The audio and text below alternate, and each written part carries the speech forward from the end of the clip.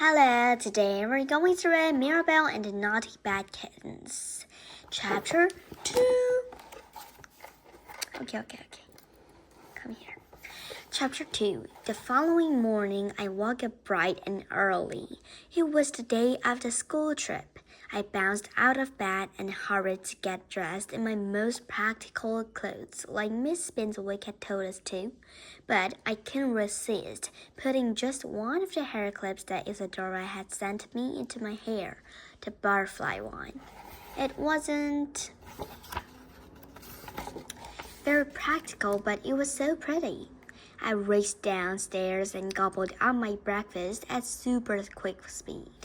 My excitement about going to the magical creature sanctuary was back at full force.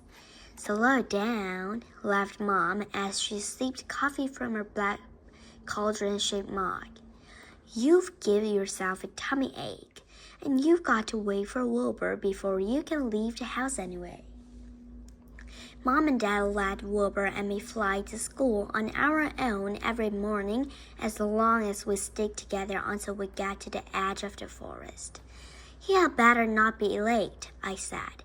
Wilbur's never late for school, said Dad, and I felt a small prickle of annoyance. My brother Wilbur is so perfect. Eventually, he came sauntering down the stairs, and I waited impatiently while he ate his breakfast and Dad made our packed lunches. Finally, we were ready to go.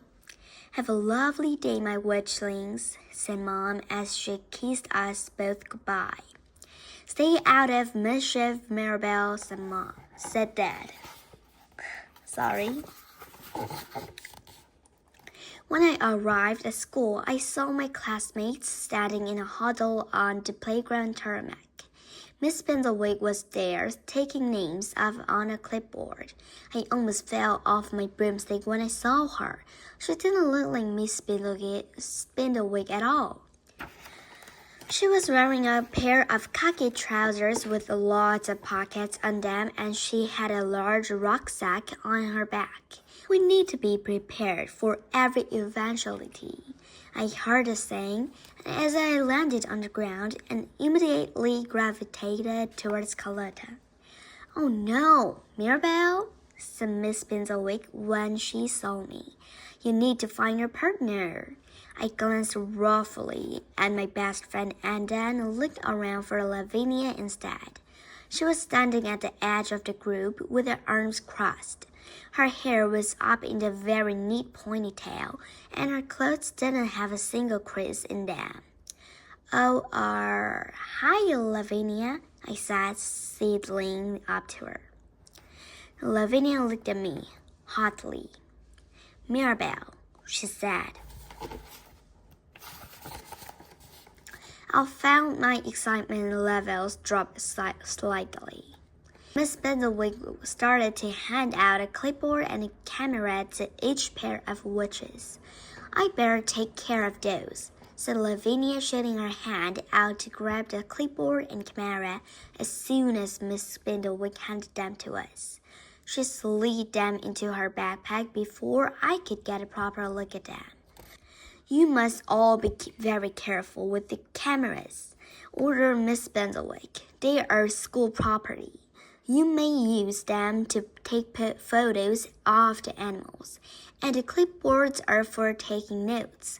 You will each be doing a presentation with your partner next week about everything you have learned at the Magical Creature Sanctuary. Right, aren't we all ready to leave?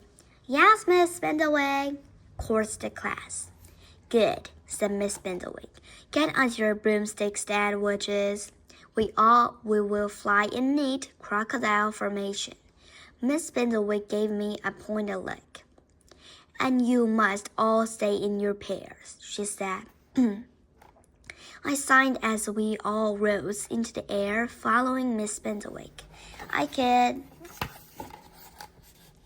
see Lavinia flying right beside me from out of the corner of my eye.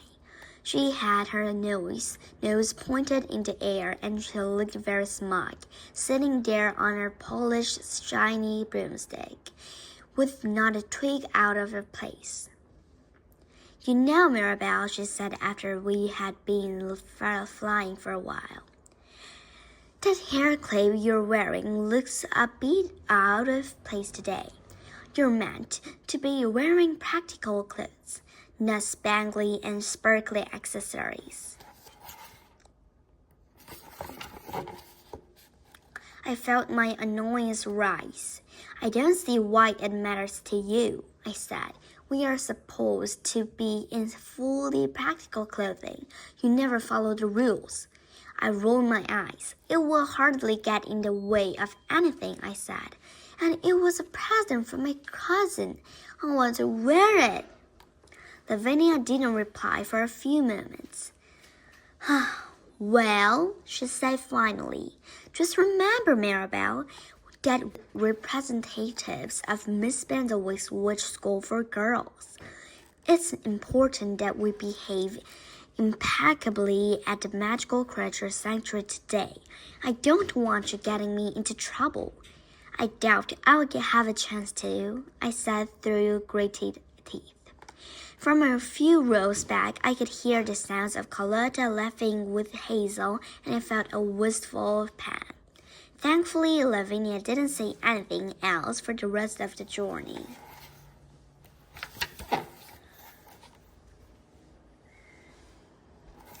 We followed Miss Spindlewick in silence over the dark green forest, going deeper and deeper until we finally reached a place where the trees became a bit sparser. Down below, I could see some large cages and enclosures. Ooh, I said, craning my neck to see if I could spot any of the animals. Miss Spindlewick pointed her boomstick downwards towards an official-looking building nestled among the trees, and we all followed her, landing by two. The building had two large glass doors at the front, with an arch over them that read "Entrance." Now, witches, announced Miss Spindlewick, you must all stay in your pairs as we go through the entrance and the gift shop. There will be plenty of time to buy things at the end of the trip. Yes, Miss Spindlewick, we all chorused. Miss Spindlewick pushed open the doors and went over to the counter to buy our tickets. We stood behind her in neat pairs, and I gazed around in excitement. I love gift shops. They are almost my favorite part of going on a school trip. All around us were shelves of toy creatures. I could see a soft and squishy broomstick-tailed goblin monkey, a furry dragon with squinty wings, and the most adorable velvety kitten.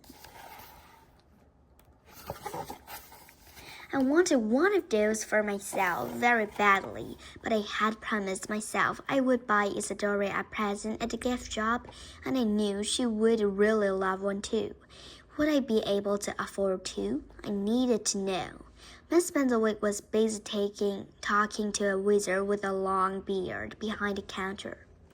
She probably wouldn't notice if I just hopped out of the queue for a tiny moment.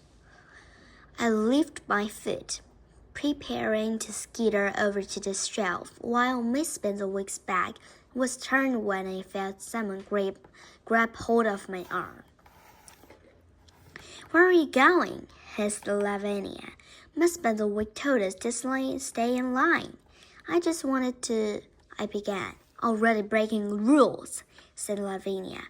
If you get into trouble, then I'll get into trouble. No, you won't, I said, but stopped when I saw the expression on Lavinia's face. She looked more than just a little worried. She looked intensely anxious. Don't worry, Lavinia, I said, stepping back into line. I won't get you into trouble. Now, next time we're going to read chapter 3. Then bye-bye. Bye.